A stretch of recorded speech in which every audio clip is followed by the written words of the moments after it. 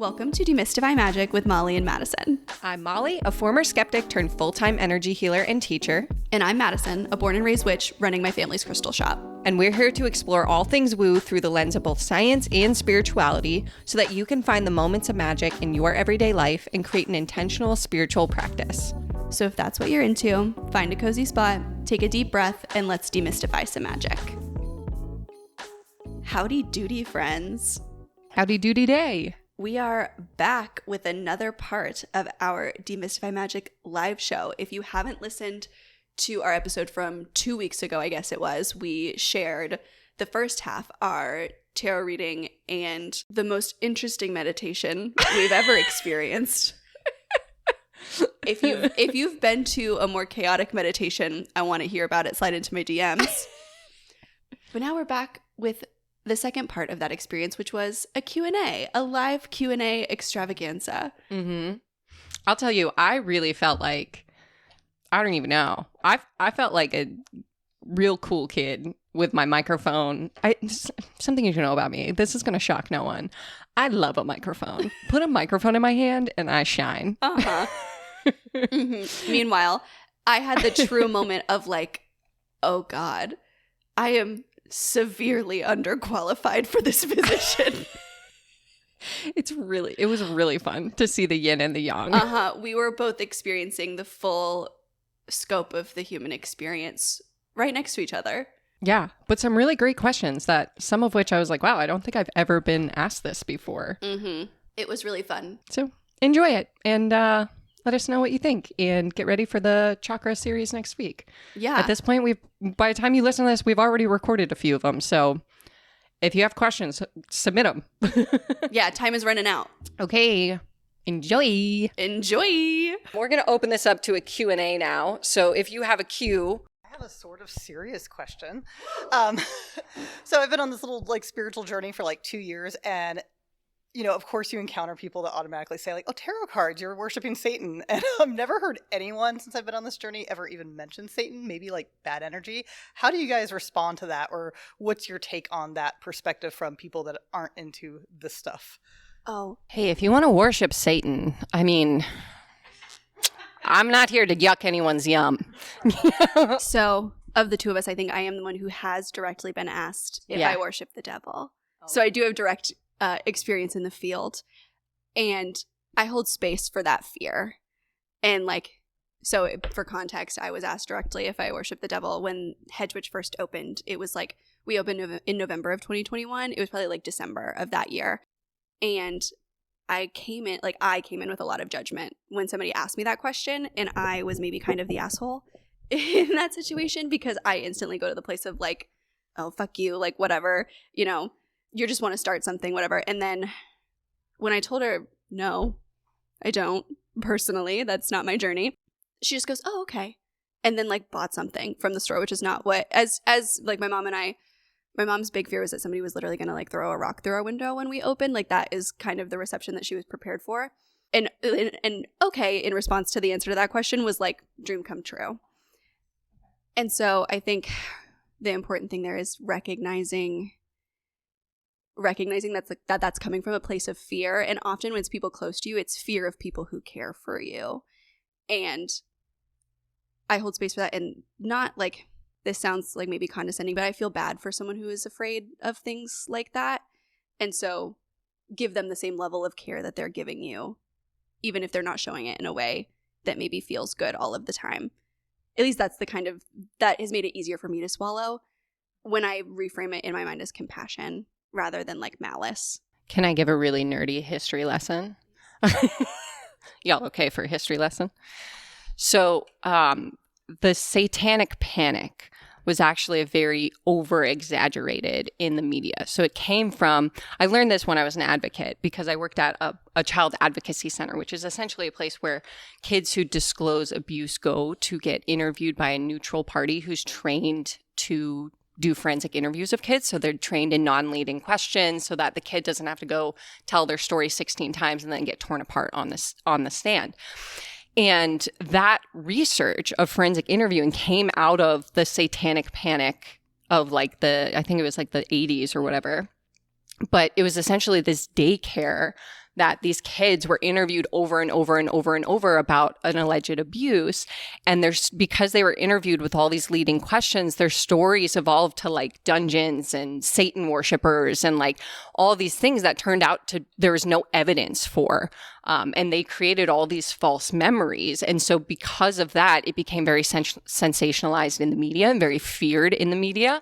And the good news out of it is now we have places like children's advocacy centers and forensic interviewers that we know like, oh, if we ask kids leading questions, they're going to just answer the way we want to. But it just goes like to that fear piece is there was a very intentional fear campaign around it because it was kids, right? Like every parent in the world was like, oh my God, I send my kid to a daycare. What is happening there? And so I think just looking at the history of the fear of Satan worshiping and understanding that a lot of it is fear-based rather than like based in reality, I think helps me become really compassionate to it because then I can kind of speak to like, like, no, like just because we're, witches doesn't mean we're Satanists. Just because we're witches, we might be bitches, but, Anyways, there's a really good podcast. It's called You're Wrong About, and they have an episode on the satanic panic. Highly recommend over whatever the book was that I read, because that book was traumatizing. So I'm not even going to reference it. But yeah, if you want to geek out about that, highly recommend. I have 2 questions. I don't know. Should I just ask them both? Yeah, sure. Okay. The first question I have is, do you have any tips for somebody who's looking to build like a more intentional, structured morning routine that will help me kind of develop eventually a practice? There's like the thought of like waking up and doing your hygiene and then journaling about your dreams or stuff like that. So I'm like looking for something like that, and I wanted suggestions. I think my biggest thing is like, I like to create a morning routine menu because as someone who has a squiggly brain, I have a hard time telling myself I have to do something in the morning because then I will just put it off and scroll my phone instead. So you can make yourself a little menu. I like to do it based on like how much energy I have. So like a low effort, a medium effort, a high effort, depending on how much energy you have in the morning. And maybe the low effort is like pulling one card or taking a deep breath or like stirring a sigil into your coffee or whatever.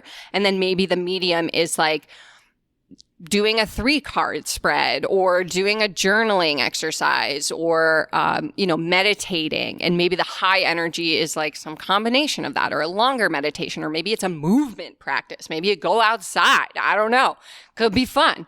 But making yourself a menu so that your morning routine gets to be like, even just the idea of tuning into your energy level and choosing something is a practice.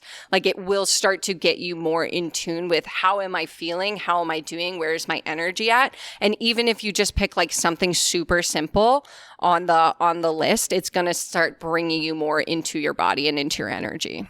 That was a perfect answer. I was going to let you handle that because you were the one with the morning routine. I'm still working on that one. Not quite the morning person. My morning routine right now is reading. Yeah. Because I won't stop. So, but also we have a whole episode on low effort morning rituals. So I know what you're listening to on your drive home. My other question was kind of on the other end of the spectrum. So what would you all say, or like, do you have any advice for somebody who's looking to eventually start a business doing Reiki? I know a really good Reiki training. Sorry, there's a couple graduates in the room. Yeah, I think having a strong foundational like self-practice is the biggest thing for me. I think that is the piece that when I notice it lacking in my life, I see the difference in the business. And so I know that that's maybe like a roundabout answer of like less, that's like a more meta answer, but that is what feels most important to me is like when my personal practice lacks, my professional practice lacks, and I can see a real stark difference of like when the disconnect comes in. So I think like bringing it back to center is always a really important part. Can I geek out about that? Yeah, please. Because there's some science behind that. My level 1 grads in the room know. So one of the reasons that if you go through any like reputable Reiki training, the level one's always going to be focused on self. It's heal or heal thyself. And the reason for that is because when we are doing Reiki, we are just a watering can. We're just a channel. It's not my energy that I'm doing. Like, there's nothing special about me. I'm just a conduit for the energy. I'm just like a lightning rod getting struck by lightning, sending it to the ground or sending it to whoever. Okay. And so what happens is when we are channeling Reiki for other people, you are also receiving it at the same time. So imagine if you had a watering can that was totally full and a very thirsty garden bed, and you start turning that tap on, right? You bring that Reiki and you turn that tap on, it's going to overflow and water those flowers, right? But now imagine you had that same watering can, but it was totally empty. It was completely depleted. It's going to take a lot longer for that water to get to the flowers, right? Even though that's what we know a watering can is for, right? That's the goal of the Reiki session, is to give that energy to your client. When we are depleted, our body is basically like, give me. And on a physiological level, so you have an electromagnetic field around your whole body that we're all like responding to. It's the reason why, like, if I was like super jittery and nervous, you would be like on edge, right? It's the reason that we're co-regulating up here. My emotional support, Molly. And so what happens is that electromagnetic field of your heart is between 60 and 100 times bigger than the one in your brain. And what we know about humans and really any animals with a heartbeat is when there's multiple beings in the same space, their heartbeats start to synchronize. So all of you are co-regulating with us right now. There was this really cool study. It was done in London where they hooked audience members at a live theater performance up to heart rate monitors. And what they showed was during the first act, the whole audience, no matter where they were sitting, started to synchronize in their heartbeat. They stayed synchronized during intermission and for up to an hour after they left the theater. So you're affecting people the moment you walk into the room with them. Now imagine your Reiki practitioner, you show up and they are frazzled. They have not gotten a good night's sleep in weeks. They have not gotten a Reiki session in months. They're so stressed to the gills and they say, I'm fine, I'm totally fine. It's fine. You know that meme where everything's on fire, right? You can feel that. That is your first impression. That is your first impression. And on a practitioner level, that practitioner is sitting there with imposter syndrome, right? Is this even going to work?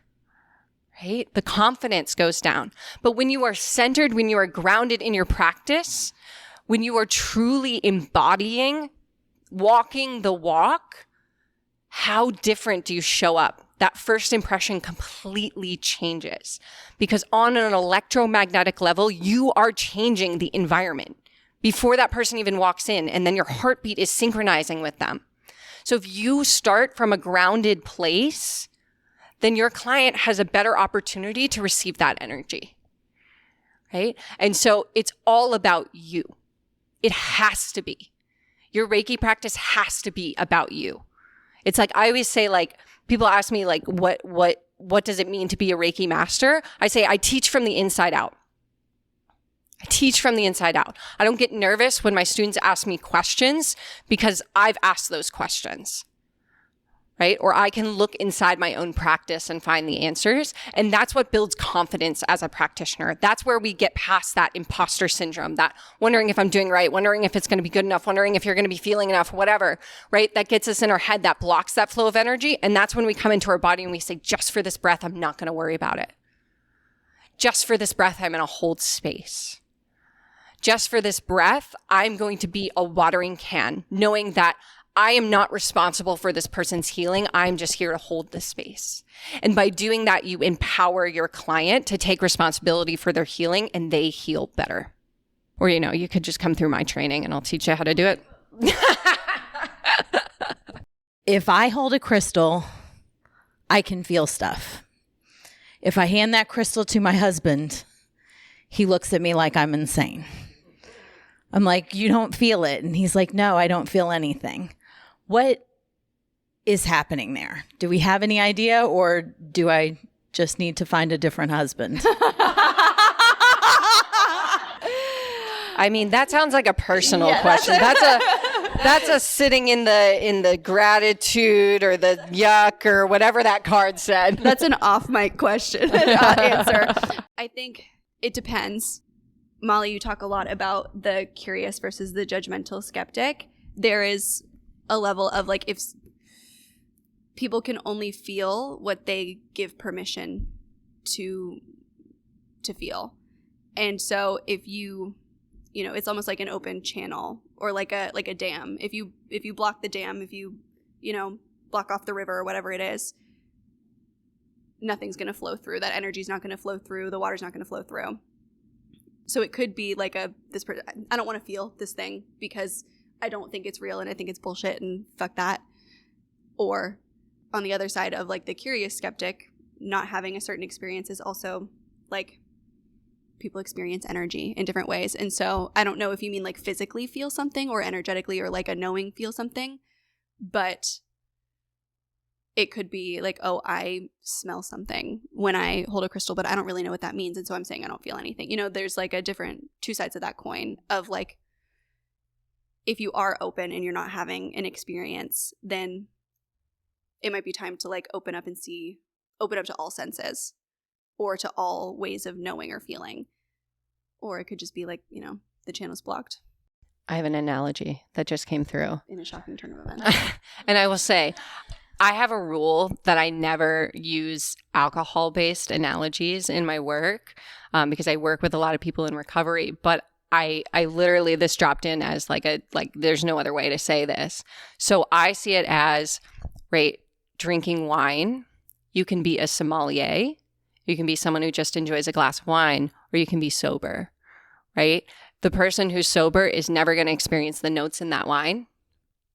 And the person who's the sommelier is going to taste a lot more notes than the person who just enjoys that glass every once in a while. And so I think when it comes to working with crystals, working with energy, skepticism, there's like this spectrum, right? There's the people who are just closed off to it, never going to try it. And there's the people who are the sommeliers, who are very like a lot of you all who are actively working on deepening your intuition and understanding the different notes of like, okay, I'm clairvoyant here and clairsentient here and claircognizant here. Those are all those different notes. And then there's some people who are just in between who are like, I think rock is pretty. And so they're not going to experience the notes in the same way. And I see that with crystals and like introducing people to energy work is like, you're a sommelier. Okay. He might be someone who enjoys a glass of wine every once in a while. He might be someone who does not care to drink at all. And it's not for you to make that decision for him. He has to make that decision. My favorite thing about you and I is that I feel like you're an analogy generator where it's like I put in my jumbled thoughts and you spit out a perfect way to say what I was attempting. Yeah. I feel like that analogy worked. What do you think? To make it a crystal, you're like the rock tumbler. Oh. Ooh, there we go. Thank you. Other questions? So Madison put oils in our little goodie bags, and I was just wondering if you could just like talk about like the different types that you did and like when you could use them, because I'm somebody who doesn't use oils a lot, but it'd be interesting to know why. Yeah. So for those listening who were not here, one, we missed you, and two, everybody got a little goodie bag that included a Spellcrafter roll-on oil And a cookie from Chicken Salad Chick and a handmade by me mouse pendulum. A farm to table mouse pendulum, one might say. Not a real farm. It's a metal mouse. It's not a real mouse. Can you imagine if you all opened your goodie bag and there was just a pendulum in there, a dead mouse? You would all be like, I was thinking out. a live mouse, and I was like, oh no, it would eat your cookie. Oh, it's got to be dead if you give a mouse a cookie. I think it's either quantum jump, self-love, banishing, or return to sender. I could be wrong, but regardless, I use them in the roll-on. They're meant to be kind of like aromatherapy. I will like put a different one on before I leave the house every day. I use it as like a it's like a part of my, I guess that is my morning routine. That's really all I got. But that's how I set my intention for the day is like, okay, I'm getting ready. I have these oils in front of me. Like, what is what am I looking to bring in today? And it kind of forces me to like sit and have that moment of intention. And so it is both like an aromatherapy and like a ritual product. You can also, like, if you want to use it for a candle, I would use like a dropper bottle oil for that, but you can just like, I know people will rub them on their fingers and then rub their fingers on the candle. Or like if you wanted to rub the roller ball on the candle directly, I guess you could. I wouldn't suggest it. Doesn't work that well. But you can use it all of the ways. But I usually use that as like a skin thing. Draw a little sigil with it. But mostly it's like a different way to set an intention. Even just because like reading what's written on the label and taking a second of like, oh, okay, I'm going to bring that in today. And this is the energy that I want to come to the rest of my day with. And there's a little affirmation on the roller bottle too. So you can say the little affirmation while you roll it. I don't know that the affirmation itself is on the bottle. That's why I lied. You can write an affirmation on the bottle. You could write an affirmation in the oil on your arm if it's short enough. Yeah. So when did you use something like quantum jump? Because I think I know the rest of that. I'll speak to that. Yeah, please. Please. I would love to Quantum hear. jump. Okay. So Madison developed quantum jump like as Spellcrafter was like opening, right? What was the story of that? I remember it was like one of those moments where it was like, you're quantum jumping.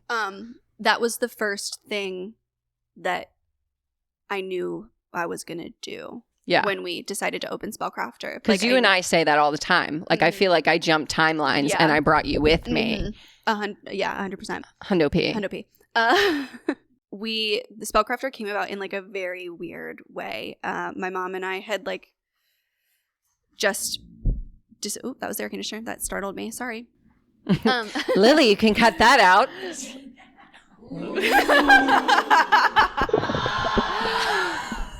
We had just Don't cut it into out. Like we call it the warehouse. It's not a warehouse. It's like a big room, but some warehouse space to move inventory and like to move our maker space.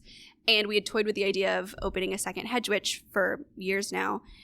And my mom looked at me and was like, now we have to open a second location. Like we have all the space for stuff, like things to do. And then she goes, but it can't be hedge witch. It has to be something different. It's going to be more like you. And that felt like the quantum jump. And it came in almost like I knew that there was going to be another line of candles because I have like hedge witch has its own line. And I've loved making them. And it's been really foundational to like the store and its growth. And people have responded so well to them. And I've felt so blessed to be a part of so many people's practices through that. That felt like the foundation of this. That it was going to be that, but the way that I've always wanted to do it, where it was going to be like true all-in-one spell work. And I sat down to like write it out, and the only thing I knew was that there was going to be quantum jump, because I like that is what we were really in a period of like everything was like, yeah, it was nuts. It was like every day I felt like we were sending a message of like, oh, everything feels different. Yeah, we would set a goal. Like the podcast definitely is a quantum jump for us, because we would set a goal of like, oh, it'd be nice if we hit like 10,000 downloads by the end of the year. And then Lily would email us and we'd be like, okay, I guess we did that in a week. That's cool. That's fine. That's cool. It'd be cool if we hit like top 100 in the spirituality charts. No, we're in the top 12. That's cool. Now we're number 1. That's fine. That's cool. So I really see like quantum jump as like, if you could imagine you're standing in a hallway of opportunities and the one that you really want is just beyond the door. It's like kicking the door in and stepping forward. It's like you saying, I'm ready. Bring it. And then just stepping into that new timeline where you already have the thing and allowing it to come to you. That's quantum jump to me. Yeah, I actually have a really funny story about quantum jump. Okay. So my mom, I promise we're going to get back to quantum jump. It's not going to sound like we're getting there. When I graduated from high school and moved away to go to college, my mom adopted a cat. She needed a replacement. And she adopted this cat. Her name is Piper. And Piper, like me, left her in that she decided she wanted to be an outdoor cat. She was chasing pendulums. Feral. Yeah. Truly, she went to chase pendulums on a greener pasture. she was not having it. She would not be contained. And so that was 8 years ago. She's lived outside, and every night, maybe sometimes every other night, she comes home for dinner, gets 1 or 2 head scritches, and then goes back on her merry way. And it's been like kind of a joke in our family that, like, you know, she was abandoned again by her replacement. But in the past like 2 months, Piper has decided that she wants to be an inside cat. This happened after she like had an injury. I don't know, fighting with the other street cats, who knows. And we brought her to that warehouse space where we keep all of the candles. And Rachel actually made this comparison where she like brought it to my mom. Rachel is someone who works at the store, where she was like, oh, Piper spent all that time with Quantum Jump.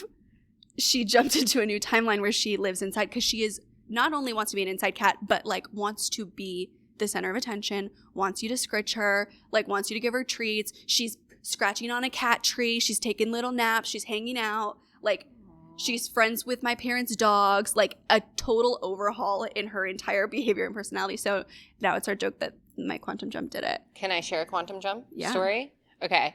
So we had this conversation. I don't know if we made it publicly available, but I've always wanted to write a book. It's been like on my bucket list since I was like 15. I don't know. I don't care what it's about. I was like writing a book of puns in college, which one day will be published. So just stay tuned.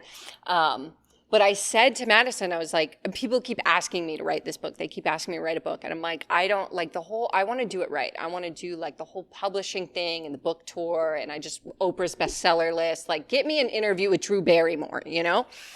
And I said to Madison, I was like, I am just putting it out into the universe that like the path is going to show itself to me and it's going to be easy.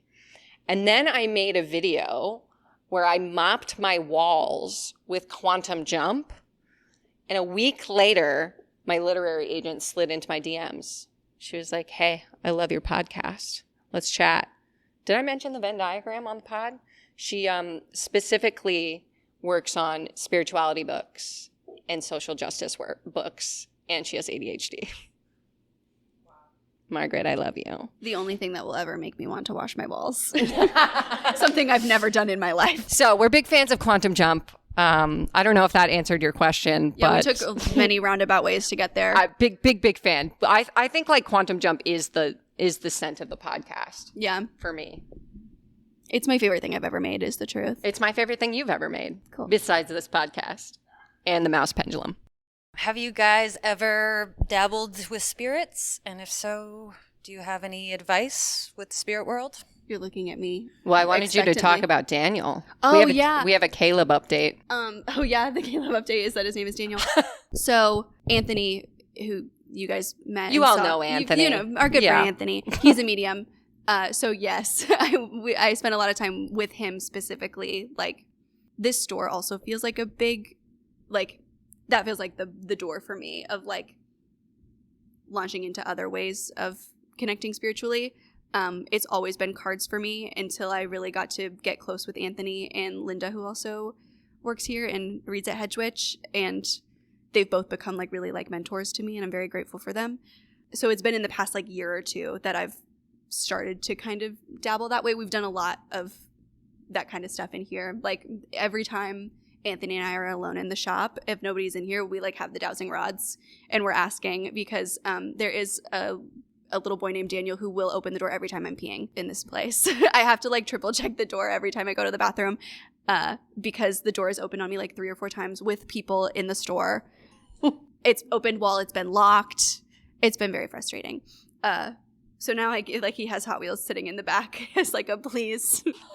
maybe we don't do that. But I guess in terms of like tips, the biggest piece of like, I don't know if I even want to call it advice. The biggest thing that comes up for me is that like things are not as scary as people make them seem. Obviously like energetic protection is important, but it's like not the end all be all. I really do believe that your intention does protect you in a way of like, it can be that easy. It can be setting the intention of like, I only want to communicate with spirits that are most aligned with my highest good. Any negative energy can go back to where I came from. I'm not interested in communicating with XYZ. So I guess really just like everything's okay is like my advice of like don't feel stressed or scared, because not that there's no reason to. I don't want to say that like there's nothing bad ever, but like there's less bad than our little brain, our cute little brain likes to believe. Yes, especially like people will talk a lot about like attachments and, you know, demons or any like, you know, negative attachments that can latch onto you. And it's like our human nature to go to the worst possible thing that could happen.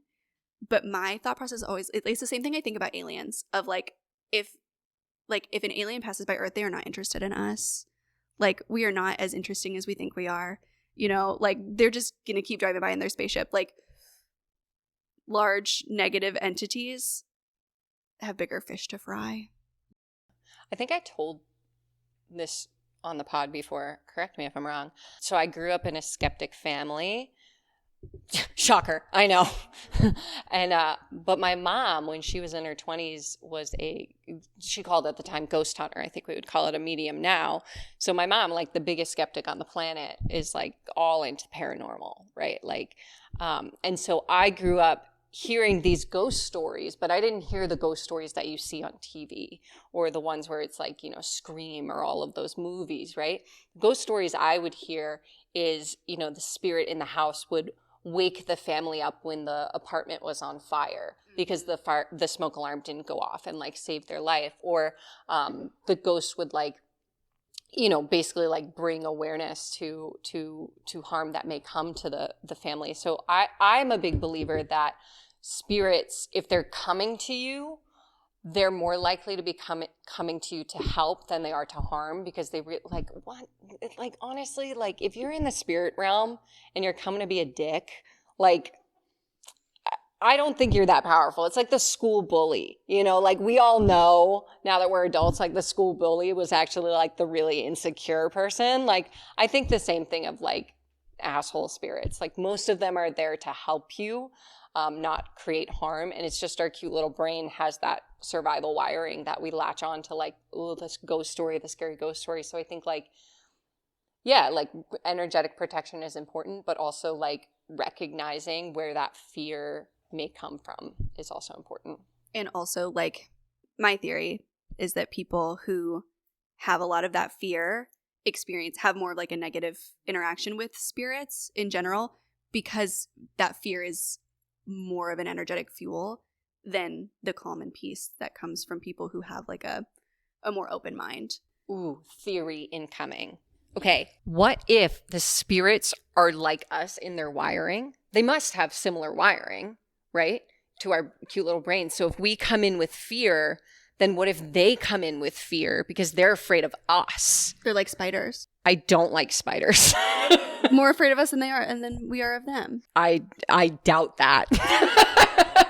But like, okay, so imagine you're walking down the street. I'm sure some of you have had this experience, but you're walking down the street and like there's someone else on the street and you're the only two people on the street and you're instantly like, right, a little nervous of that person. What if they're also nervous, then you're both going to be acting kind of sketchy and then you just get more scared?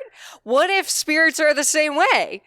Right? You're scared of them, they're scared of you, you both act kind of sketchy, and then you go, well, that's it, I knew it. They're a dick. We'll have to ask. I do have a Ouija board in the back.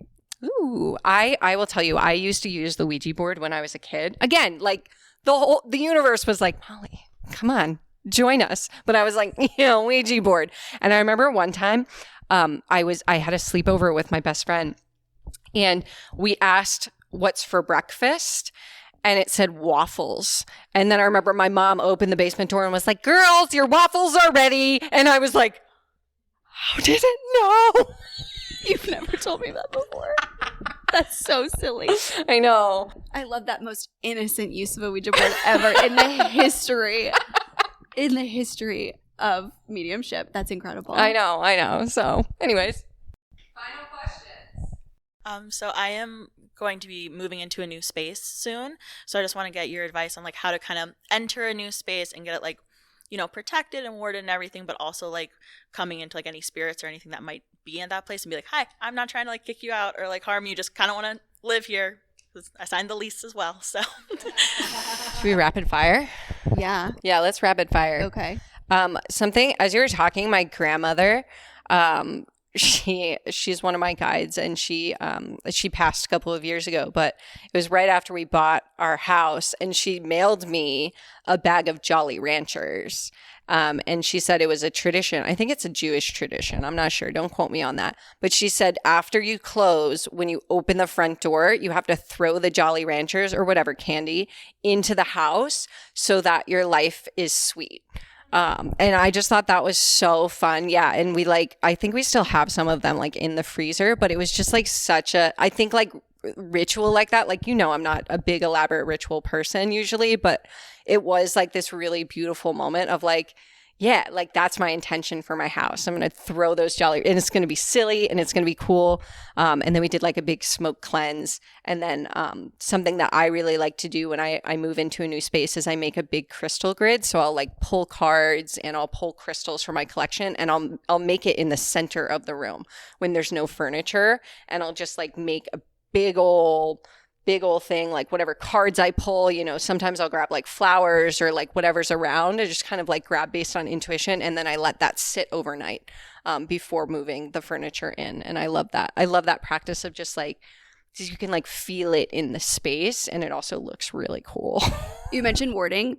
Plants are my favorite wards. Oh yeah. They are it's one of my favorite, like, to me it feels like a ritual to take care of my plants. It's like a space of time of like, I can only focus on this one thing, and I'm taking care of something and giving life to something. And something about that feels like it brings really good energy into a space, but also they absorb negative energy really well. So get a lot of plants. I love that. I feel like we should do a whole episode on move-in magic. Ooh, title. Let's do it. Thank you. All right, last question. Who's got it? I keep seeing, I'm going to pronounce it wrong, Akashic Records pop up a lot lately, mostly on targeted Instagram ads. I know nothing about them. I was trying to read about them a little bit. Do you have any experience with those, or maybe a good explanation? Fun fact, when we started the podcast, we opened the Akashic Records of the podcast. And so the Akashic Records are basically like, as a skeptic, I'm going to explain it to you as best I can.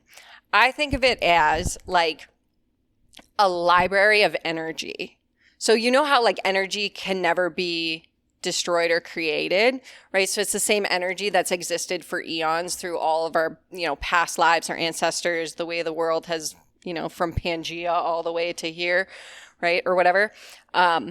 It's like being able to tap into that energy that has existed and almost like pull out a book and ask a question and open the page. So you have an Akashic record. Your car has an Akashic record. Your business has an Akashic record. Your house has an Akashic record. It's like, think of this library of all of this energy. So it's like this space has an Akashic record. So like when it was a dance studio, the energy that was in there, and before it was built and before it was colonized and all of that, it's like being able to tap into that energy. So when we started the podcast, I was just learning how to open the Akashic records from Krista Mitchell. Highly recommend if you want to learn Akashic records, go Krista.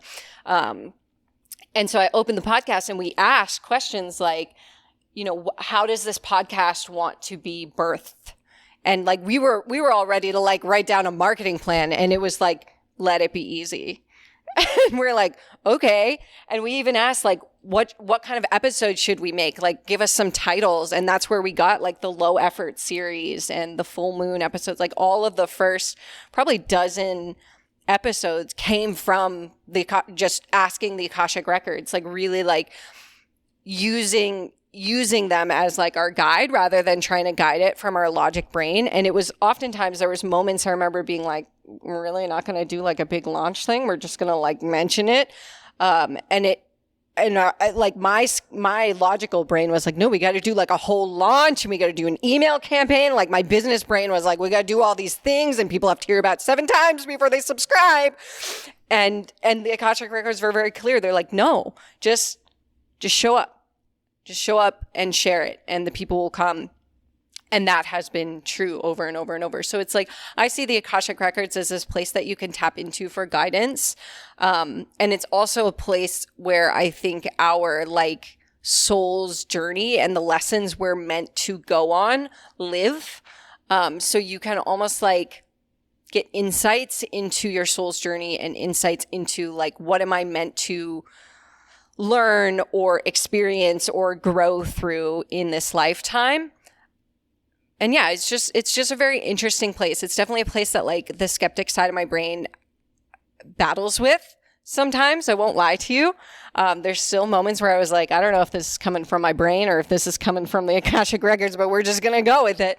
But I think more and more as I've worked with it, that skeptic side has gotten quieter and quieter as I've started to see more and more evidence of like ease whenever I work with the records. I love the Akashic Records. I think, like, going back to the idea of a quantum jump, like, an Akashic Records reading, and this is also maybe because I had one during, like, a very transformative quantum jump period of my life. It was right after I had moved back to Florida. If anybody is interested in an Akashic Records reading, I have a rec. Highly recommend. We should bring her on the pod and just do an app on the Akashic Records. It's Linda, who you've heard me mention before. Linda. The first time I ever met her, she was reading my Akashic Records, and I don't know that I would have like believed you that she had not been spying on me for 25 years. Yeah.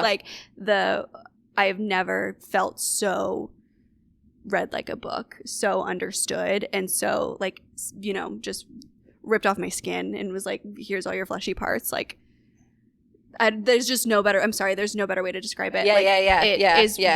It's very transformative and highly recommend. It's like looking into a mirror, but like a mirror that's got like times 4,000 zoom in. Like, here's who you are. Yeah. And there's no sugarcoating it, and there's no beating around the bush of it, of like, just bear it all open. You know what could be fun? What?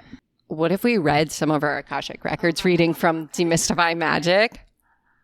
Would y'all want to hear? I don't remember what it says at all. We haven't looked at it since. So here are some questions that we asked our records. Maybe we'll share the questions.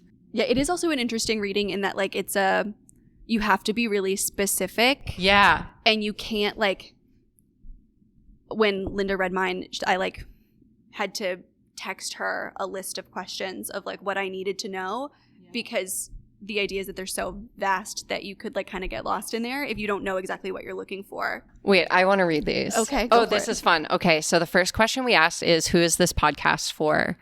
And the notes that we wrote is, a meadow of flowers, struck by darkness and decay. The vibe is people who thought life was one way, but went through a dark night of the soul, but can't see a way back to the light. We're returning them to the light.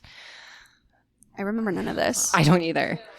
And then, what do we need to know about this podcast? We'll be safe as long as we stay who we are. We're Dorothy in Wizard of Oz in the tornado, following what unfolds. That's funny. You made that reference earlier today. That's wild. Don't force it. This isn't meant to change us. Don't get swept up in the tornado. This is going to help people. And then we asked, how does it want to be born? With a splash. Magicians make things appear with grandeur. It wants to come out hot and fast and big and bold. We don't have to push it. Don't try to sell it or market it. Just be excited, like a home birth. What does that mean? I don't know. And the best part is it's in all caps. It's in all caps. Everything is lowercase, and then home birth. How does it want to be communicated? Loud, bright. Our focus should be on how to add to life, not focusing on the bad parts. Just keep showing the light. It's low effort. It's exactly what we teach. It wants to be easy. It just wants to be shared. So just stop worrying. And then we asked, like, what topics should we cover? And that's how we got most of our early topics. That's so fun. What a cool full circle moment. Aww. To end on. Yeah. Oh, that's so cute. So yeah, highly recommend Akashic Records. They're definitely like a challenge for the skeptic brain, but I think a worthwhile challenge to kind of get out of your own way and just, make something magic. And on that note, thank you so much for coming. Thank you so much for listening. Thank you for being just the best fucking community on the internet. I mean, it's just there are no words. I feel like Madison and I both are completely different people than we were a year ago in the best ways, and have just felt like there's no other place where we can be our authentic self and be loud about who we are. And you all have allowed us to just turn the volume dial up on that. And in doing so, have given you permission to do the same. And that's been the coolest part about this whole journey. So for many, many more years, I hope that Demystify Magic continues to howdy doody all the live long day. Howdy doody all the live long day. And thank you, bestie. I love you. Love you, bestie. And on that note, bye. Thanks for listening to Demystify Magic with Molly and Madison. If you want to learn more about us, you can find all our links in the show notes. We'd love to know what you think of today's episode, so drop us a review or give us a shout out on social media. And don't forget to let us know your magical moment of the week. Okay, love you. Bye.